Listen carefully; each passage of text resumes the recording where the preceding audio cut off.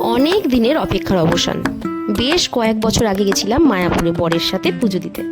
তো সেখানে ভালোই আমরা এনজয় করেছিলাম। এখন আবার প্রায় 2-3 বছর পর আমাদের নতুন বুলেটে চেপে রওনা দিলাম নৈহাটির বড় মার উদ্দেশ্যে। এর আগে অনেকবার বড় মার নাম শুনেছি, কিন্তু সেরকমভাবে সৌভাগ্য হয়ে ওঠেনি বড় মার দর্শনে।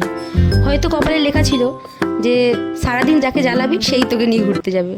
রাস্তায় যেতে যেতে নজর পড়লো একটা সুদীর্ঘ মিনারের। এবার দেখতে ইচ্ছা করলো, আর খুব কৌতূহল হলো যে মিনারটা কোন রাজার স্থাপত্য, কত বছর আগেকার স্থাপত্য। কিন্তু গেটটা বন্ধ ছিল বলে আমরা ভিতরে প্রবেশ করতে পারিনি। আর চারিদিকটা প্রচুর ঘেরাবেড়া। আচ্ছা, তোমাদের এর পাশাপাশি যদি কারো বাড়ি হয়ে থাকে, যদি আমার ভিডিওটা দেখো, অবশ্যই কিন্তু কমেন্টে জানিও তো মিনারটা কোন রাজা স্থাপন করা। তারপর ভাবলাম এখানে আর বেশিক্ষণ বসে থাকলে সময়টাই নষ্ট হবে, কারণ বাড়ি থেকে ছেলেটাকে আর নিয়ে আসা হয়নি।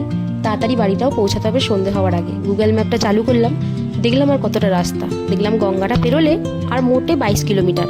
দেখতে দেখতে গঙ্গার ব্রিজের কাছে আমরা পৌঁছেও গেলাম। গঙ্গার জল দেখে তো মনে হচ্ছিল যদি কোথাও গঙ্গার সাইডে বসার জায়গা থাকে, বসে একবার পুরনো প্রেমটা ঝালিয়ে নেব। তো যাওয়ার সময় আমরা আর কোথাও দাঁড়াইনি, সোজা চলে গেলাম নৈহাটির বড় মার উদ্দেশ্যে।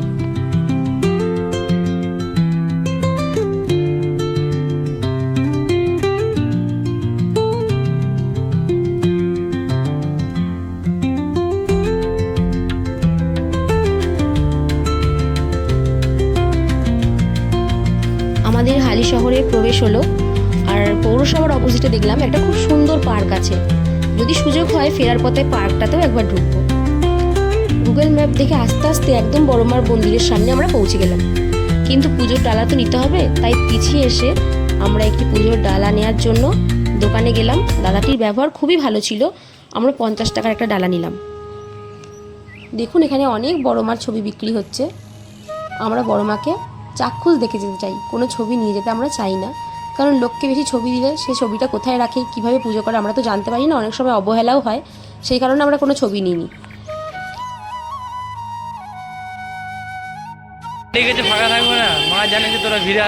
মন্দিরে ঢুকে তো আমি 5 মিনিটের জন্য পুরো থ হয়ে গেছিলাম। আবেগ উচ্ছ্বাস যেন চোখের জল হয়ে ফোঁটা ফোঁটা হয়ে পড়ছিল। যতবার লোকের মুখে শুনেছি যে মন্দিরে এলে প্রচণ্ড ভিড় থাকে, কিন্তু মা আমাদের জন্য এক ফোঁটাও ভিড় রাখেনি। আমরা খুব সচ্ছলতার সাথে পুজোটা দিতে পারলাম। পূজা অর্চনা শেষ হতেই ভক্তি থেকে এন্ট্রি দিলাম সোজা ভোজনে। দুপুরে লাঞ্চ কোথায় করব এটা নিয়ে খুবই চিন্তিত ছিলাম, তাই আশেপাশে সকলের কাছে খোঁজ নিলাম যে ভালো লাঞ্চ করার মতো হোটেল কোথায় আছে। সবাই একটাই নাম বলল, লক্ষ্মী হোটেল।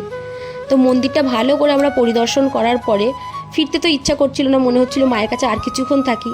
সবাই এলে বলে যে প্রচুর ভিড় ছিল, লাইন ছিল, কিন্তু মা এত সুন্দর আমাদের সুবর্ণ সুযোগ দিয়েছে যে আমাদেরকে লাইনে দাঁড়াতেই হয়নি।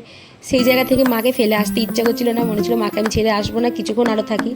মা যদি ডাক দেয় আবার অবশ্যই যাব পুজো দিতে। তারপরে আমরা চলে গেলাম লক্ষ্মী হোটেলের খোঁজে। অনেক খোঁজ খবর নেওয়ার পর একটা গলির ভেতরে যেহেতু হোটেল, খুঁজতে আমাদের একটু অসুবিধা হয়েছিল, কিন্তু খাবার খাওয়ার পর পুরো তৃপ্তি।